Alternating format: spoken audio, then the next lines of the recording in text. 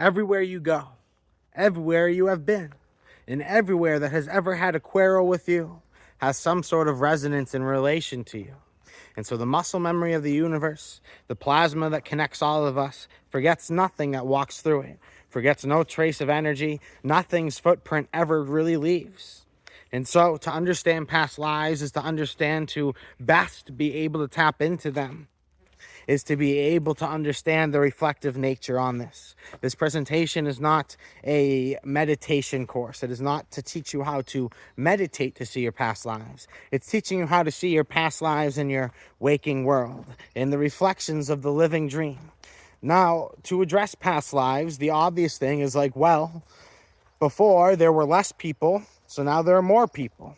If there are more people and there used to be less, how can all of the lives that are here be remembering their past lives?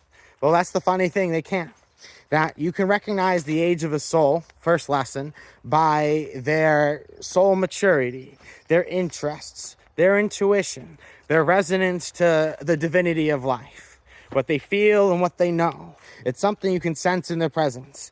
We have all been around a young person who was beyond their years, and you can feel it. They're not old enough to legally take care of themselves, but their minds are more sharp, agile, flexible, adaptive, and emotionally understanding than most adults you know. And this is because there's something that has been brought with them into this life. Something has been brought with all of us into this life, regardless of our phase of development within our human incarnations. And that is something that is evident. So first, being able to reflect upon the qualities that you had as a toddler, whether these were documented by whatever adult or caretakers in your life, or whatever memories you're able to bring about, whatever reflections you can turn back to. These are the raw characteristics of what you have brought in. Every job, occupation that you even have considered applying to or doing in your life is because it has had past life resonance. You have likings, you have preferences because of thousands of years of conditioning towards those likings and preferences. And so there's an energetic deity of each and every time. Some time is more prevalent, dependent on the amount of energy that influence has had over the overall soul development. That's why you'll meet some people, it's like, wow, this person seems like they could be straight out of a black and white movie. Wow, but this person really seems like they're straight out of the 50s. There's all these different things that people walk about with them. Some people seem timeless, and it's something that you feel. These are the words that come to mind when people attempt to describe them. You are able to recognize your past lives because of the reflections of truths that are evident, and it would have been impossible for this person to have been able to fill up within a lifetime the amount of knowledge that they have embodied in their soul. And you're able to measure it through the resonance and the manifestations of their actions. That for people who are able to do things with this type of rhythm or a type of pattern, it's not a matter of success, it's a matter of intention. It's a matter of pattern, it's a matter of construct. The things that are unraveling are the things that those advanced souls are taking on as advanced course material. That's the resonance to first be able to see the age of a soul, tapping into past lives. Now, next are qualities, traits. You have to understand that a lot of human history has not had the luxury that we have today of discussing things. Most of us were either lumped into being caretakers or warriors, that there really wasn't much in between unless you were a farmer. And then for the few rare, there was the clergy class, the priest class. That these were the things that have been naturally embedded in our bodies, our frequencies, our energies. So when you see the little kid getting excited, chasing the chicken around, it's because that is something embodied in what they know. When you see the child who just can't help but just stare at question, gawk, and confusion, because that soul has had less resonance, less experience with the chickens. Now, if you are timeless, you understand that human beings and chickens have gone side to side. If, however, you are not timeless, perhaps these just giant inflatable marshmallow birds are just exactly what they are to you, and nothing else and nothing more. And so Spirit is trying to show you now through these examples what you can begin to understand is that there's going to be many things that come up in your past lives. There's going to be feelings of the of the battle. There's going to be feelings of the labor and toil in the fields, of transportation, of travel in your various forms, be it by horse, be it by wagon, donkey, or by foot, by sand, through rain, through snow, through drought. Now, certain places, if you are currently living somewhere, it is because you've had some sort of past life significance with it, or you are being generated within that universe. You're a newer soul. How do you know it? Well, each and every place needs to have its people.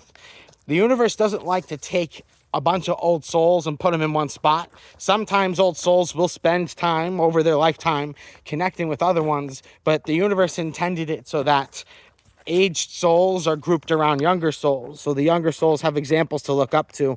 When younger souls are just grouped with younger souls, they all reduce to the lowest common denominator. So you can really begin to understand how people answer life's riddles, and that there is a type of aging and maturity that really comes with that. And so knowing that at the end of the day, we've all been all of the occupations. You're going to resonate with all of them in some senses. The ones you choose to do in this life, or the types of relationships that you seek in this life, are often reflective of unfulfilled things within past lives. If you're seeking a relationship with a lot of security in this one, it's probably because along the path in the past, there wasn't a lot of certainty. Now, these are things that resonate and ring true for all souls. Truth be told, if you're old enough, we're all kings and queens. So know that the paths are not so tightly different, that we have all come from one source as well. At one point, we're also neighbors. So don't be surprised when the message for you is also the same as the message for them. At the level of divinity that is put into these things to bring us to the level of consciousness and awareness to where we are now, that there are people who had to do the years and the years of work before the other seeds were able to come forward. So recognize that all these traits are aspects of you. What you've come into this life is a direct relation of things left unfulfilled in previous ones. Just because you were a painter in the last life or a warrior in the last life does not mean that's what you want to be again. You'll do it if you have to. You feel the muscle memory of the shovel in your hands. It'll work for you, but you weren't really fond of the fulfillment that brought you, and so the decisions have changed. Or perhaps you spent too much time at the desk. That's exactly what you need. Some time with the shovel to show the other sides of your consciousness. Familiarity is an aptitude. It's also an assumption. The best way to understand your past lives is to imagine yourself the wealthiest you can imagine. Imagine yourself in the most splendid situation. What are the things that you fill in your home, if a home is even what you choose? What are the things that you decorate your life with? What are the things that you make your life all about? What are the things that become the essence, the identity, the soul aspect and being of who you truly are? The beauty in these things is that life is meant to be dealt with in seasons, but also in lifetimes. And that life is not just one offering unto itself. It is a tapestry. And to understand, though, that you cannot get onto the next set of rings until you complete this level. And there's nothing worse than having to complete a level. You can see the frustration in the eyes of people who have to do that.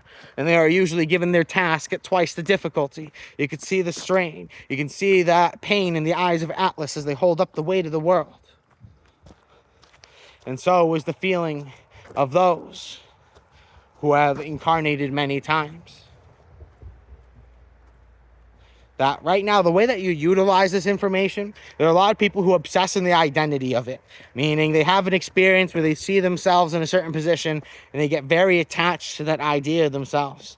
Understand that if that was it, if that was what you were meant to be, you wouldn't have chosen to come back here.